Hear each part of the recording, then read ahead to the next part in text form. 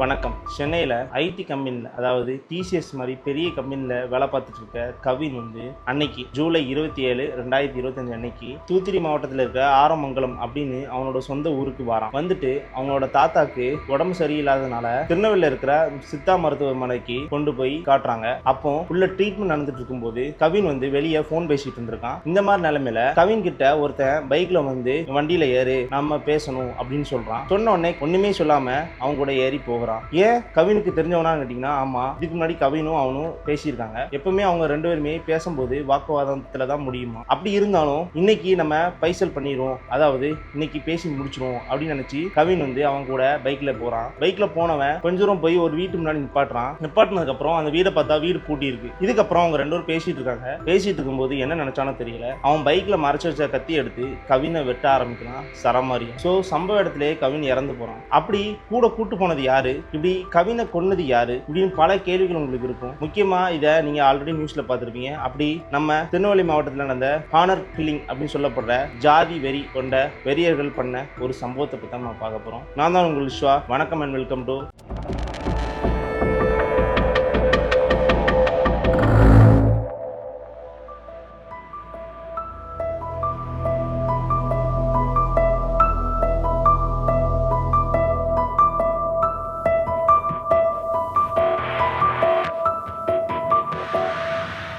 கவின் தூத்துக்குடி மாவட்டத்தில் இருக்கிற ஏரல் பக்கத்தில் இருக்கிற ஆரமங்கலம் அப்படின்னு ஒரு கிராமத்தில் வாழ்ந்துட்டு வந்திருக்கான். அவன் ஸ்கூல் படிப்புல மட்டும் இல்லாமல் காலேஜ்லையும் நல்ல படிப்பு படிச்சிருக்கான். ஏன்னா ஸ்கூலில் 500க்கு 490 மார்க் மேலே எடுத்திருக்கான் 10th.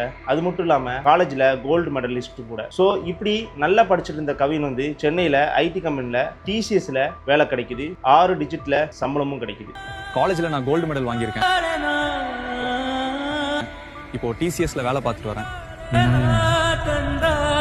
அது மட்டும் இல்லாம அவங்களோட குடும்பமும் பெரிய குடும்பம் தான். எப்படின்னா அவங்களோட தாத்தா பஞ்சாயத்து தலைவரா ரொம்ப வருஷமா வந்திருக்காங்க. அது மட்டும் இல்லாம அவங்களுக்கு தோட்டம் துறவு அப்படின்னு நிறைய சொத்துகளும் இருந்திருக்கு. ஸோ சொத்துகளும் ஆல்ரெடி இருந்திருக்கு. அது மட்டும் இல்லாம அவங்க குடும்பமே படிச்ச குடும்பம். ஆனாலும் அவனுக்கு 6 டிஜிட்ல சேலரி கூட்ட ஒரு வேலையும் இருக்கு. ஸோ எப்பேற்பட்ட குடும்பம், எப்பேற்பட்ட வாழ்க்கை அப்படின்னு கவினுக்கு இருக்குன்னு நீங்க யோசித்து பார்த்துக்கோங்க. ஸோ இப்படி இருந்தாலும் அவன் 8th ஸ்டாண்டர்ட்ல இருந்து ஒரு பொண்ணை லவ் பண்ணியிருக்கான். அந்த பொண்ணு பேரு சுபாஷினி. என் பேரு தான் கவின்.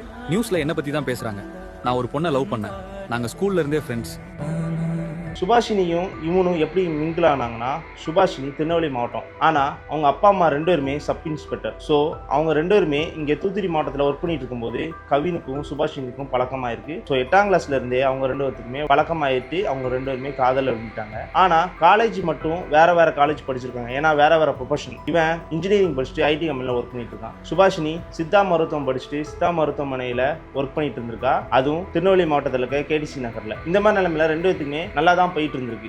ஆனா இவங்க ரெண்டு பேர் வீட்லயுமே ஒத்துக்கிடல. முக்கியமா சுபாஷினி வீட்ல ஒத்துக்கிடவே இல்லை. அதுக்கப்புறம் கொஞ்ச நாள் கழிச்சு கவினோட வீட்ல ஒத்துக்கிட்டாங்க. ஆனா சுபாஷினி வீட்ல ஒத்துக்கிடவே இல்லை. சோ சுபாஷினி வீட்ல இருக்கிற பேரண்ட்ஸ் அவங்கள நிப்பாட்ட சொல்றாங்க, இந்த காதலை முடிக்க சொல்றாங்க. ஆனா சுபாஷினி ஸ்ட்ராங்கா இருந்ததுனால இந்த காதல் முடியவே இல்லை. இந்த மாதிரி நிலைமையில போன்லயும் அப்பப்போ நேர்ல வந்தா, அதாவது திருநெல்வேலி மாவட்டத்துக்கு கவின் வந்தா நேர்ல பார்த்து மீட் பண்றதும் இப்படின்னு அவங்களோட காதலை வளர்த்துட்டு இருக்காங்க. சுபாஷினிக்கு ஒரு தம்பியும் இருக்கான். அவன் பேரு சுஜித். சுஜித்தும் நல்லா படிக்கிற பையன் தான். அவனும் பிகாம் முடிச்சிருக்கான். ஸோ இந்த மாதிரி நிலைமையில சுஜித் அவனோட அக்காவோட லவ்வரான கவினை கால் பண்ணி பேசியிருக்காங்க. ஸோ இந்த மாதிரி நிலைமையில சுஜித் கவிட்டு என்ன பேசியிருக்கானா, நீங்க ரெண்டு பேரும் லவ் பண்ணி இதை வீட்டில் சொன்னா மட்டும்தான் நான் மேலே படிக்கிறதுக்கு என்னோட ரூட் கிளியர் ஆகும் அப்படின்னு சொல்லியிருக்கான். இப்படி சொல்லியிருந்த போதும் கூட அவங்க ரெண்டு பேத்துக்குமே வாக்குவாதம் வந்திருக்கு. அதை சுபாஷினி பார்த்துருக்கா. பட் இருந்தாலும் இந்த மாதிரி நிலைமையில ஜூலை 28 சுபாஷினி நீ வா, நம்ம ரெண்டு பேரும் பேசுவோம் நம்ம வீட்டில் அப்படின்னு சொல்லியிருக்கிறாங்க. ஹலோ கவின், திருநெல்வேலி வா, நம்ம கல்யாணத்தை பத்தி என் அப்பா அம்மாவா பார்த்து பேசு. ஆனா கவின் ஜூலை 27 கிளம்பி வந்திருக்கான். அப்பவும் அவளுக்கு, அதாவது சுபாஷினிக்கு, ஏன் கவின் சீக்கிரமாவே வந்தான், அதாவது ஒரு நாளைக்கு முன்னாடி வந்தான்னு தெரியவே தெரியாது. ஸோ அந்த மாதிரி நிலைமையில ஜூலை 27, 2025 அன்னைக்கு தூத்துக்குடி மாவட்டம் வந்த கவின் தாத்தாக்கு உடம்பு சரியில்லாததுனால திருநெல்வேலியில் இருக்கிற கேடிசி நகர்ல வேலை பார்த்துட்டு இருக்க சுபாஷினி ஹாஸ்பிட்டலுக்கு தாத்தாவை கூட்டு போறான். இது வழக்கமா சுபாஷினி பாக்குறதுக்காண்டியே கவின் வந்து அவனோட தாத்தாவையோ இல்ல ஏதாவது ஒரு பிரச்சனைனாலும் மருத்துவமனைக்கு கூட்டு போகணும், அதாவது சித்தா மருத்துவமனைக்கு கூட்டு போகணும்னா நேராக திருநெல்வேலியில் இருக்கிற கேடிசி நகர்ல சுபாஷினி வேலை பார்க்குற ஹாஸ்பிட்டலுக்கே கூட்டு போவான். ஸோ அன்னைக்கும் அதே மாதிரி கூட்டு போயிருக்கான். அப்போ கவின், தாத்தா, அவங்க அம்மா, மாமா எல்லாருமே போயிருக்காங்க. ஸோ உள்ள போன ட்ரீட்மெண்ட் நடந்துட்டு இருக்கும்போது கூட சுபாஷினி அவங்க மாமா கிட்டையும் அவங்க அம்மா கிட்டையும் நல்லா தான் பேசியிருந்திருக்காங்க. கவின் வந்து கால் வந்திருக்குன்னு வெளியே வந்திருக்கான். வெளியே வந்த டைம்ல தான் நான் இன்ட்ரோல சொன்ன விஷயம் நடக்குது. அதாவது ஒரு பையன் வந்து கூட்டு போனான்னு சொன்னல, அது வேற யாரும் இல்லை, சுபாஷினியோட தம்பியான சுர்ஜித் தான் அவனை, அதாவது கவினை கூட்டு போயிருக்கான். கூட்டு போனவன் அந்த வீட்டுக்கு முன்னாடி, அதாவது சுபாஷினியோட வீட்டுக்கு முன்னாடி நின்றுக்கிட்டு பார்த்துருக்கான். அங்கே லாக் ஆயிருக்கு, அதாவது கதவு லாக் ஆயிருக்கு. இதை தெரிஞ்ச உடனேயாவது கவின் வந்து சுதாரிச்சிருக்கணும். ஆனா சின்ன பையன் தானே, இவன் என்ன பண்ணிட முடியும் அப்படின்னு அசால்ட்டா இருந்திருக்கான். ஸோ இவங்க ரெண்டு பேரும் பேச ஆரம்பிக்கிறாங்க. ஏன் அக்காவை விட்டுட்டு போயிரு அப்படின்னு சுர்ஜித் சொல்றான். சொன்னதுக்கப்புறம் கவின் வந்து இதெல்லாம் முடியாது அப்படின்னு சொல்றான். இங்க பாரு, என் அக்கா பின்னாடி வரக்கூடாது, இனி நமக்கு செட் ஆகாது. ஸோ சுஜித் வந்து இதே மாதிரி வாக்குவாதம் பண்ணிட்டு இருக்கும்போதே தெரிஞ்சிருது சுஜித்துக்கு இவன் அக்கா மேல ரொம்ப ஸ்ட்ராங்கா இருக்கான், இவன் விடுக மாட்டான் அப்படின்னு தெரிஞ்சிருச்சு. ஸோ தெரிஞ்ச உடனே கோவத்துல கையில வச்சிருந்த மிளகா பொடியை எடுத்து கவினோட முகத்துல போடுறான். முகத்துல போட்டோடனே தடுமாறின கவின் வந்து என்ன நடக்குன்னே தெரியல. ஸோ அந்த டைம்ல மறைச்சு வச்ச கத்தி எடுத்து சுஜித் வந்து, அதாவது பைக்ல மறைச்சு வச்ச கத்தி எடுத்து சுஜித் வந்து சரமாரியா வெட்ட ஆரம்பிக்கிறான். ஆனா கவின் வந்து கண்ணாடி போட்டிருக்கிறதுனால அவனோட கண்ணுல மிளகா பொடி அவ்வளோ படல. இருந்தாலும் அங்க இருந்து தப்பிக்கலாம் அப்படின்னு நினைச்சு தப்பிக்க ஓட ட்ரை பண்ணியிருக்கான். ஆனா அவன் காலில், முதுகுல, மண்டையில, நெஞ்சில, முக்கியமான இடத்துல, அதாவது பிரைவேட் பார்ட்ல முதற்கொண்டு சரமாரியா வெட்ட ஆரம்பிக்கிறான். ஸோ சம்பவ இடத்திலேயே கவின் வந்து இறந்துக்கிறான். டேய், எவ்வளோ தைரியம் உனக்கு, விட்டுரு ப்ளீஸ். இதுக்கப்புறம் அங்க இருந்து, அதாவது அந்த தெருவில் இருந்த மக்கள் எல்லாரும் கூடுறாங்க இந்த சம்பவத்தை பார்த்த உடனே. ஸோ அவனை பிடிக்க ட்ரை பண்றாங்க, அதாவது சுஜித்தை பிடிக்க ட்ரை பண்றாங்க. ஆனா சுஜித் வந்து வந்த வண்டியிலேயே ஏறி பக்கத்துல இருந்த பாளையங்கோட்டை ஸ்டேஷன்ல போய் சரண்டர் ஆகுறான். இதுக்கப்புறம் போலீஸ்காரங்க இந்த இன்ஃபர்மேஷன் தெரிஞ்சதுக்கு அப்புறம் வந்து அவனோட பாடியை ஜிஹெச்சுக்கு, அதாவது திருநெல்வேலியில் இருக்கிற ஜிஹெச்சுக்கு அனுப்பிட்டு அவங்களோட ப்ரொசீஜரை முடிக்கிறாங்க. ஸோ இதுக்கப்புறம் அங்க இருந்த மக்கள், அது மட்டும் இல்லாம தூத்துக்குடி மாவட்டத்தில் இருக்கிற அவங்களோட சொந்தக்காரங்க எல்லாரும் சேர்ந்து போராட்டம் பண்றாங்க, இந்த கவினோட கொலைக்கு நியாயம் கிடைக்கணும். அதான் கொன்னவனே சரண்டர் ஆயிட்டானே, இதுக்கப்புறம் யாரை பிடிக்கணும் அப்படின்னு நீங்க கேட்டீங்கன்னா, கொன்னவன் சுஜித்தா இருந்தாலும் அவனை தூண்டி விட்டது யாரா இருக்கும்? அவங்க அப்பா அம்மா. அதுவும் அவங்க அப்பா அம்மா ரெண்டு பேருமே சப் இன்ஸ்பெக்டர், அதாவது சுபாஷினியோட அப்பா அம்மா ரெண்டு பேருமே சப் இன்ஸ்பெக்டர். ஒரு கவர்மெண்ட் வேலையில இருக்கிற, ஒரு முக்கியமான பொறுப்புல இருக்கிற போலீஸ் வேலையில், அதுவும் சப் இன்ஸ்பெக்டரா இருக்கிற ரெண்டு பேருமே இந்த மாதிரி ஒரு ஹானர் கில்லிங்க பண்ணலாமா? ஆனா விசாரிச்ச வரைக்கும் எல்லாரும் என்ன சொல்றாங்கன்னா, இவங்க அப்பா அம்மாவுக்கு இதுக்கு சம்பந்தம் கிடையாது, இது சுஜித்தா பண்ணது அப்படின்னு சொல்றாங்க. சுஜித்துக்கு என்னதான் வயசு இருந்தாலும் ஒரு ஆள் ஏவி விடல, இல்ல யாராவது இன்ஃபர்மேஷனோ இல்லைனா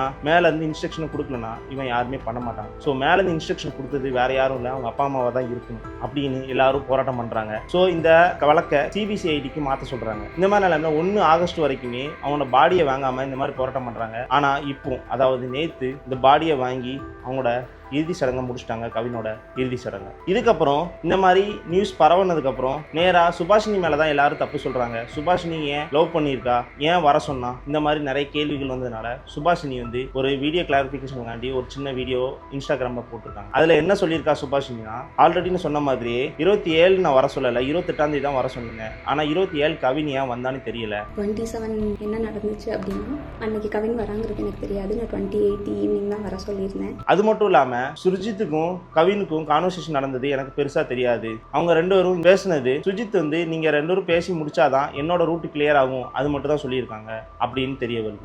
அப்பா கிட்ட சுஜித் சொல்லிட்டான். அப்பா வந்துட்டு இந்த மாதிரி லவ் பண்றியான்னு என்கிட்ட கேட்டப்ப, இல்லப்பா நான் லவ் பண்ணல அப்படின்னு சொல்லிட்டேன். ஏன்னா கவின் என்கிட்ட டைம் கேட்டிருந்தான், இன்னொரு 6 months கழிச்சு சொல்லு ப்ளீஸ் அப்படின்னு சொல்லியிருந்தான். ஆனா எனக்கு என்ன நடந்துச்சுன்னு தெரியாது. நான் கவினோட மாமா கிட்டையும் அவங்களோட அம்மா கிட்டையும் தான் பேசிட்டு இருந்தேன். அதுவும் ஹாஸ்பிட்டலுக்கு வந்த டைம்ல தான் எனக்கே தெரியும் கவின் வந்திருக்கான்னு. ஸோ எனக்கு இந்த கொலைக்கு எந்த சம்மந்தமே கிடையாது, எங்க அப்பா அம்மாவுக்கும் எந்த சம்மந்தமே கிடையாது, இது சுஜிதா பண்ண விஷயம். ஸோ எங்க அப்பா அம்மாவை இழுக்காதீங்க, என்னையும் தப்பா பேசாதீங்க, எனக்கு என்ன நடக்குன்னு தெரியல அப்படின்னு சொல்லியிருக்காங்க. உண்மை தெரியாம எல்லாரும் நிறைய பேச வேண்டாம். எங்க அப்பா அம்மாவுக்கும் இதுக்கும் எந்த சம்மந்தமுமே கிடையாது. அவங்கள பனிஷ் பண்ணணும்னு நினைக்கிறது தப்பு, அவங்கள விட்டுருங்க. இது கேட்டோன்னே உங்களுக்கு ஒரு முரண்பாடு இருக்கும். அழுதுட்டு தான் பேசியிருக்காங்க அந்த வீடியோல, இருந்தாலும் யாரோ மிரட்டலுக்குன்னு மீறாக இந்த வீடியோ போட்ட மாதிரி இருக்கு. ஏன்னா அவங்க அப்பா அம்மாவை தப்பு சொல்லக்கூடாது அப்படின்னு சொல்றாங்க. ஸோ ஓகே, தப்பு சொல்லக்கூடாதுன்னா அவங்க அப்பா அம்மா ஒத்துக்கிறதுல ஒரு குடும்பத்துல இருக்கிற மூத்தவங்க 2 பேருமே ஒத்துக்கிட்டாங்க, அப்புறம் லவ் பண்ற பொண்ணு ஒத்துக்கிட்டா, ஒரே ஒரு தம்பியான கடைசி பையன் ஒருத்தன் ஒத்துக்கிடல, அவன் தான் கொலை பண்ணியிருக்கானா? என்ன லாஜிக் எனக்கு புரியல. அவங்க வீட்டில் ஏதாவது ஒருத்தங்க அவங்கள எதிர்த்து இருந்திருக்கணும். ஸோ அந்த மாதிரி நிலைமையில தான் இவனுக்கு அந்த வெறி வந்து கொண்டிருக்கணும் அப்படின்னு சொல்றாங்க. ஸோ இதுக்கப்புறம் முக்கியமா ஏன் கொல்லணும், லவ் பண்ணியிருக்காங்களுக்கு கொல்லணுமா அப்படின்னு கேட்டீங்கன்னா முக்கியமா காரணம் வந்து அவங்க ஜாதி தான் சொல்றாங்க. கவின் வந்து தாழ்ந்த ஜாதி, சுபாஷினி வந்து உயர்ந்த ஜாதின்னு சொல்றாங்க. நீ வேற சமூகம், நாங்க வேற மனுஷன் பிறக்கும் போது மனுஷனா தான் பிறக்கான். கடவுள் மனுஷனை படைக்கும் போது இந்த சமூகத்துல 10 பேர் அந்த சமூகத்துல 10 பேர்னு படைக்கல, எல்லாருமே சமம்னு மனுஷனா படைச்சான். கவினோட அம்மா வந்து தமிழ் ஆசிரியராக இருந்திருக்காங்க. அது மட்டும் இல்லாமல் கவினோட அப்பா வந்து விவசாயியாக இருந்திருக்காங்க. ஆனால் நான் அதுக்கு முன்னாடி சொன்ன இந்த மாதிரி கவினோட தாத்தா வந்து பஞ்சாயத்து தலைவராக ரொம்ப வருஷமாக இருந்திருக்காரு. அது மட்டும் இல்லாமல் தோட்டம் உறவு நிறைய வச்சிருக்காங்க. அது மட்டும் இல்லாமல் 6 டிஜிட்ல சில பேர் என்ன சொல்றாங்கன்னா 1.5 லட்சம் சொல்றாங்க, சில பேர் 2.5 லட்சம் சொல்றாங்க. இந்த இதுக்கு கிளாரிட்டி இல்லை. ஆனால் 6 டிஜிட்ல சேலரி வாங்கியிருக்கிறது மட்டும் உண்மை, கவின் வாங்கியிருக்கிறது உண்மை. ஸோ இப்படிப்பட்ட ஒரு நல்ல குடும்பம் தான். ஆனால் ஜாதி அப்படின்னு தாழ்ந்த ஜாதி உயர்ந்த ஜாதின்னு ஒரே விஷயத்துக்காண்டி கொலை பண்ற அளவுக்கு போயிருக்கிறது என்ன பொறுத்தவரை கரெக்ட் கிடையாது. ஜாதியை பார்த்துருந்தா நம்ம யாருமே முன்னேற முடியாது. ஏன்னா அவங்க உயர்ந்த ஜாதியா இருந்தா, அதுவும் சப் இன்ஸ்பெக்டரா வர இருக்காங்க, ஒரு கோரிக்கையை நம்ம வந்து அதாவது நம்மளுக்கு ஏதாவது நடந்துச்சுன்னு போய் கோரிக்கை பண்றோம்னா நம்ம தாழ்ந்த ஜாதின்னு சொல்லிட்டு நம்மளோட கேஸ் எடுக்க மாட்டாங்க, நம்மளோட உயர்ந்த ஜாதின்னு சொல்லி உங்களை கேஸ் எடுப்பாங்களா? எனக்கு புரியல. வெரி சாரி அம்மா அப்பா தம்பி, ரொம்ப ஆசையா திருநெல்வேலிக்கு போன அன்னைக்கு எனக்கு தான் இந்த மாதிரி ஆகிட்டு. இனிமே யாருக்கும் இந்த மாதிரி நடக்கக்கூடாது. இனி உங்க கையில தான் இருக்கு. இப்படி வரிசையா ஜாதி கொலை நடந்துட்டே இருக்கும்போது என்ன நடக்குன்னே எனக்கு புரியல. ஏன்னா நம்ம கவர்மெண்ட் வேலையில இருக்கிறவங்களே இந்த மாதிரி பண்ணும்போது நம்ம யாருக்கிட்ட போய் என்ன குறைகளை சொன்னாலும் என்ன நடக்கும்? தாழ்ந்த ஜாதி உயர்ந்த ஜாதினே சொல்லிட்டு இருந்தா இந்த உலகமே முன்னேறாது, நம்ம அப்படியே தான் இருக்கும். இது உங்களுக்கு புரியுதா புரியலையான்னு தெரியல. அதுவும் முக்கியமா எனக்கு என்ன, கவர்மெண்ட் வேலையில இருக்கிறவங்க, அது போலீஸ் ஆஃபீஸரா இருக்கிறவங்களே இந்த மாதிரி பண்ணாங்கன்னா என்ன செய்யறதுன்னே தெரியல. ஏன்னா ஆல்ரெடி இந்த அஜித் குமார் கேஸ்லயும் அவன் கஷ்டப்பட்டிருக்கான்னு சொல்லிடுறாங்க, ஆனா மறைமுகமா அவன் தாழ்ந்த ஜாதி, இவனால என்ன பண்ண முடியும்னு தான் நிறைய பேர் கொலை பண்ணிருக்கான்னு சொல்றாங்க. எனக்கு தெரியல. இன்னொரு விஷயம், இப்படி ஜாதி கொலை நடந்துட்டு இருக்கும்போது கூட இந்த திருப்பூர்ல வரதட்சணையினால கொண்டிருக்காங்கன்னு சொல்றாங்க. ஆல்ரெடி 300 பவுன் போட்டிருக்காங்க, ஆனா இருந்தாலும் அந்த 200 பவுன் போடாதனால கொலை பண்ணியிருக்காங்க. அதை மீன் டார்ச்சர் கொடுத்துருக்காங்க, அதனால அவ சூசைட் பண்ணியிருக்கான்னு சொல்றாங்க. இது நம்ம நாட்டில் என்னென்ன நடக்குதுன்னே தெரியல. தமிழ்நாடு இப்போ மோசமாயிட்டு இருக்கா, இல்லை இதுக்கு முன்னாடி இப்படிதான் இருந்துச்சா? இது இப்போ சோசியல் மீடியா இருக்கிறதுனால நிறைய தெரியுதா என்னன்னே தெரியல. ஸோ நம்மளோட ஜென்ரேஷன் எப்படி வாழ்ந்துட்டு இருக்கு, எப்படி வளருதுன்னே தெரியல. நம்ம எல்லாம் சொல்றோம் 2K கிட்ஸ் ஜென்சினா பெரிய ஆட்கள், அதாவது ஜாதி மதத்தெல்லாம் தாண்டி வந்துட்டாங்க அப்படின்னு சொல்லுவாங்க. ஆனா இப்போ நடக்கிற விஷயத்தெல்லாம் பார்த்தா என்ன சொல்றதுன்னு தெரியல. நம்ம தமிழ்நாட்டில் என்ன நடக்குன்னு தெரியல. இதை பத்தி நீங்க என்ன நினைக்கிறீங்களோ தமிழ் சொல்லி பண்ணிட்டு போங்க. மிஸ் யூ அம்மா அப்பா தம்பி. Goodbye friends, bye. Hello MTS, இந்த கேஸை பத்தி, அதாவது கவினுக்கு நடந்தது துரோகமா இல்ல ஜாதி வெறியா அப்படின்னு நிறைய கேள்விகள் இருக்கு. ஸோ அதை பத்தி உங்களுக்கு என்ன தோணுதோ அதை கமெண்ட் பாக்ஸ் லீவ் பண்ணிட்டு போங்க. நான் அடுத்த ஒரு இன்ட்ரெஸ்டிங்கான வீடியோவில் வர வரைக்கும் நான் தான் உங்கள் விஸ்வா. பாய்.